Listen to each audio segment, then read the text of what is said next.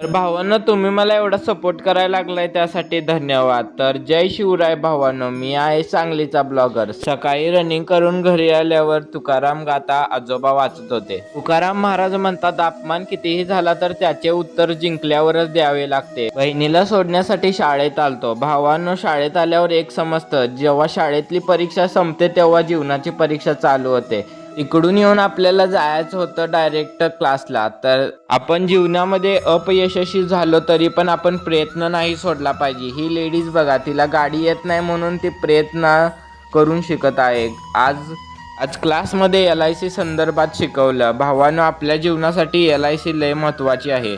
आज संपल्यावर मी जाणार होतो सांगलीला. मग असं रिक्षामध्ये बसलो.